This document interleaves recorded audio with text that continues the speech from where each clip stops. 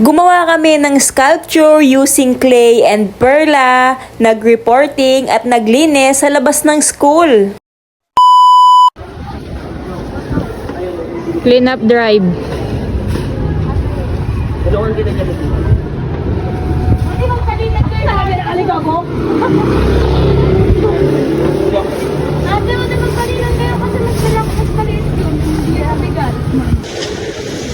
Kunwari masisipag po kami.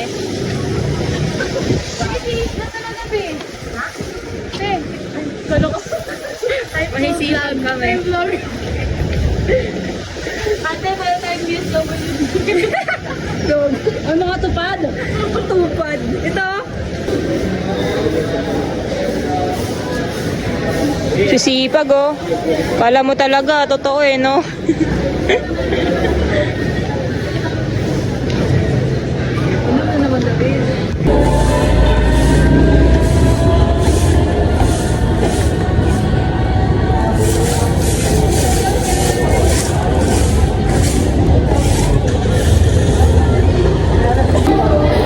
Antong ngipin ay charot. Hindi. Ano kaya yan? Hindi na iya, isipin mo na. Mga santo. Ang flower, ang ganda. Multo. Flower.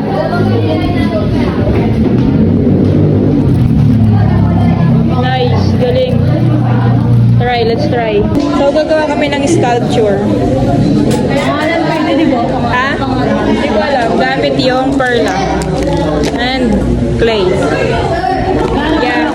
Start na tayo.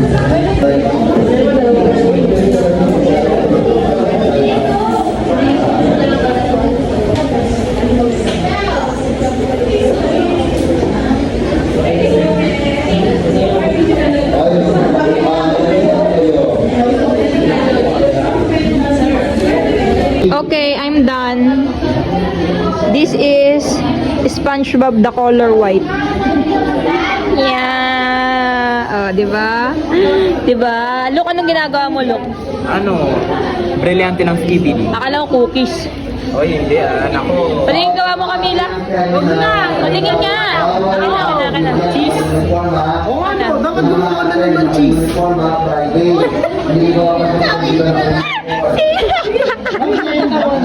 Sino to si Mujako? Ano ba yun?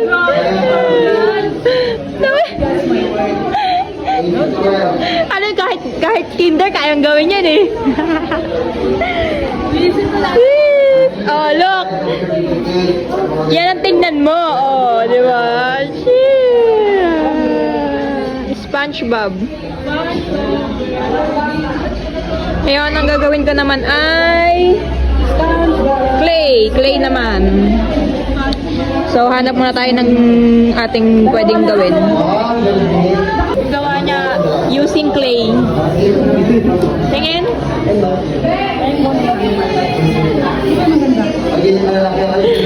Alam mo yung laro, yung snake.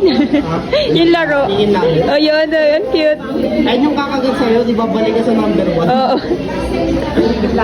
Snake using clay, oh, di ba? Balikin mo sa number 1. Nice.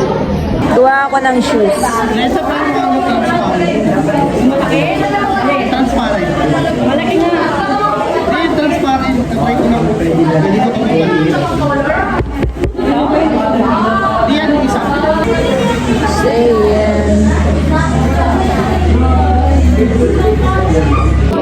Ano yung ginawa mo? Hindi ko alam, ni-random ko na lang. Pero mukha siyang halaman ng saging. So, pwede na yan basta may papasa tayo. Pisilin ko nga.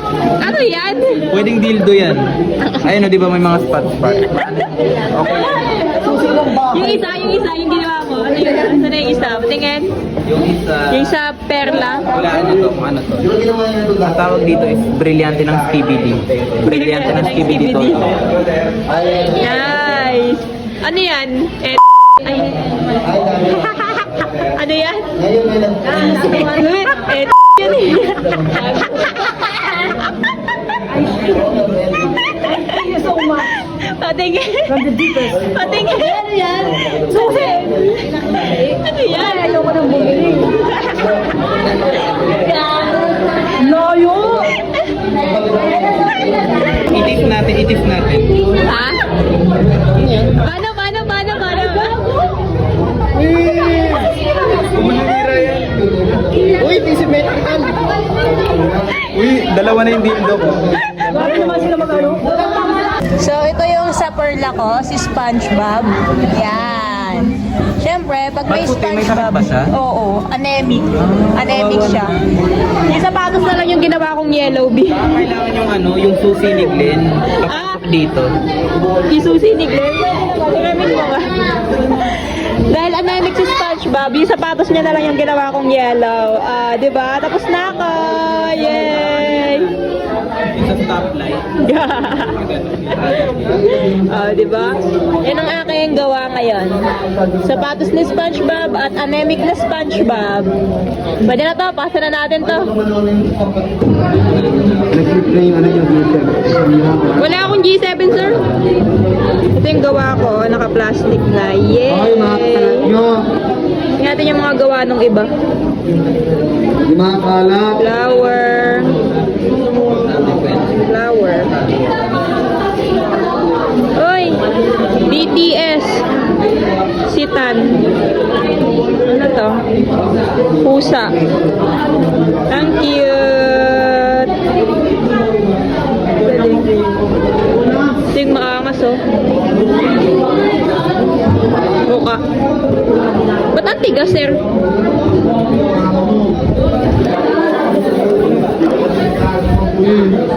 Gagaling nila, oh.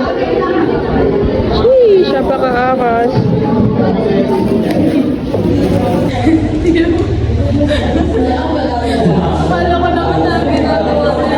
Naku, mag-feature kayo sa ano, sa vlog niya.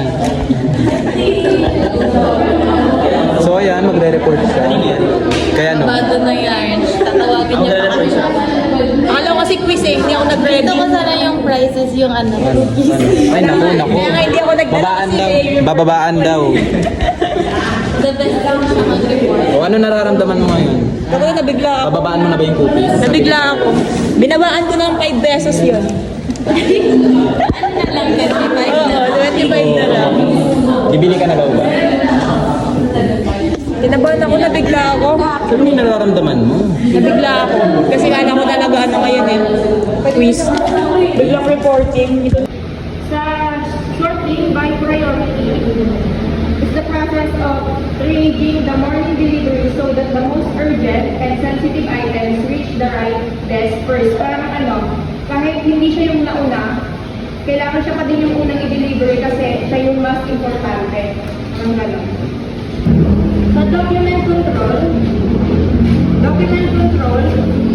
manage documents to ensure security and accessibility. We have process and importance. Sa process, version control, tracking updates is the system used to ensure that everyone is working on the most recent approved version of a document.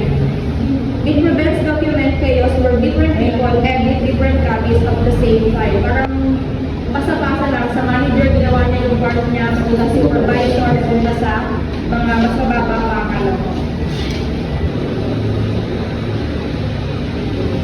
Conclusion. Office procedures and workflows are the backbone of organizational success. Workflows and routines improve productivity and professionalism. So, ayun lang guys, para sa recording natin ngayong araw. Thank you po.